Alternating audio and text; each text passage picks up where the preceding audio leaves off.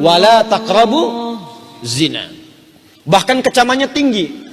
Di surah An-Nur itu, surah ke-24, di ayat keduanya, langsung kecaman sifatnya, menunjuk pada hukuman. Az-zaniyatu waz-zani. Tuh. Fajlidu kulla wahidin minhuma mi'ata jaldah. Pezina laki-laki dan pezina perempuan, hukum. Saking bahayanya zina. Apa artinya zina? Zina secara bahasa itu punya beragam arti. Di antara maknanya asy'uru bidhiqa, satu hal yang bisa menyebabkan perasaan menjadi sempit dan gelisah. Di secara bahasa aja udah ngasih sinyal ke kita, kalau ada orang nekat berzina, perasaannya akan sempit, penuh dengan ketakutan.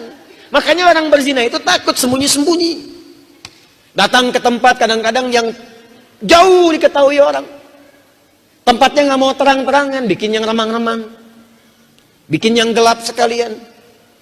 Ya takut karena ketahuan orang, takut. Kalau dipublikasikan takut ketahuan. Makanya diberi sinyal dari bahasa juga, ketika Anda berbuat seperti ini, hati Anda tuh nggak akan tenang. Sesuatu yang membuat tidak tenang bertentangan dengan fitrah misi hidup kita di dunia sebagai khalifah. Dan hidup kita itu mesti tenang, nyaman. Zina itu bikin gelisah. Zina itu bikin gak tenang. Makanya orang berbuat selingkuh, berbuat zina, berbuat mesum macam-macam, gak akan tenang hidupnya. Dan itu bertentangan dengan fitrah kemanusiaan kita. Silahkan cek betapa banyak di rumah tangga itu muncul kehancuran, muncul bencana karena melanggar ketentuan yang tadi diharamkan. Istri selingkuh, muncul pertentangan di rumah tangga. Suami selingkuh, muncul pertentangan di rumah tangga, yang tidak jarang menghadirkan dosa turunan yang lainnya. Pembunuhan. Saya hari Sabtu yang lalu menyampaikan di Tanah Kusir tentang salah satu turunan dosa besar dari zina. Yang turunan dosa ini bisa melahirkan dosa lebih tinggi nilainya dibandingkan dosa Fir'aun. Fir'aun itu salah satu dosa terbesarnya adalah hobi bunuh orang. Hobi bunuh. Bunuhnya bukan bunuh biasa, sampai Al-Quran menyebutnya su'al adab, siksaan yang kejam.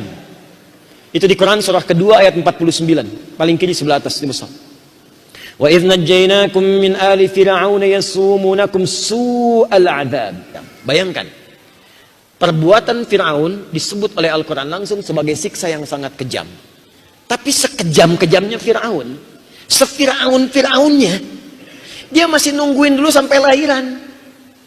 Kalau perempuan bebas, laki-laki eksekusi, kejam. Pezina sekarang bahkan dia tidak harus menunggu sampai lahiran.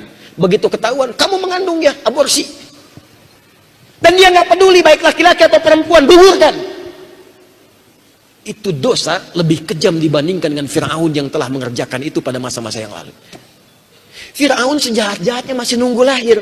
Orang sekarang pezina baru ngandung langsung harus gugurkan. Tuh, dosa turunannya tinggi di situ. Tapi nanti ada jalan untuk kembali untuk taubat. Ada nanti. Turun Quran surah 39 ayat 53. Cuman saya mau katakan bahwa ini hal semacam ini, kenapa perbuatan ini dilarang? Supaya tidak mengotori misi suci kita sebagai khalifah. Merusak tatanan kehidupan. Nasab acak-acakan. Apa Anda nggak tega melihat anak itu digunjing oleh saudaranya? Karena nasabnya tidak jelas. Oh, kamu anak zina ya, kamu anak haram ya. Yang ngerjakan haram itu bapak ibunya, kenapa anaknya yang kena? Tuh. Apa nggak tega lihat saat masa pernikahannya, bintinya disertakan pada ibunya bukan bapaknya, nasabnya diputus di situ? Apa antum nggak paham akan merusak warisan di situ? Apa nggak ngerti akan merusak kehidupan? Karena kalau perbuatan haram, lahirnya haram, kemudian dalam konteks perbuatan haram tadi, pasti akan menyertai yang lainnya haram juga. Maaf, hartanya akan haram juga, yang lain akan nggak benar juga, dan beban kepada anaknya di kemudian hari. Anaknya nggak salah. Ini perbuatan ini yang buruk. Dosa turunan muncul dan merambat kemana-mana. Silakan cek pergaulan bebas, muncul narkotik di situ. Silakan cek di tempat-tempat yang ada perbuatan gini akan selalu lekat dengan narkotika. Mabuk-mabukan ada, mabuk lekat dengan zina. Silakan cek. Ini akan merusak ini. Maka kita sholat supaya bebas dari perbuatan ini. Makanya saat sholat itu turun ayat. Quran surah 29 ayat 45. Inna sholata tanha anil fahsya. Fahsya perbuatan yang muncul dari syahwat. Zina, syahwat, porno aksi, pornografi, LGBT, fahsya. Kita bantu untuk balik. Ayo kembali kita rangkul lagi. Ajarkan yang benar, ajak ke masjid, suruh tobat. Suruh lebih baik lagi, itu ajaran agama. Kalau mereka semua baik, membangun bangsanya bagus. Kita sekarang banyak racun. Kelihatannya madu, padahal racun. Tayangan-tayangan kayak madu di TV, padahal racunnya banyak. Pilihannya susah, Bu. Coba ibu pilih mana? Di madu apa di racun? Sudah, nanti saja. Loh. Paham ya?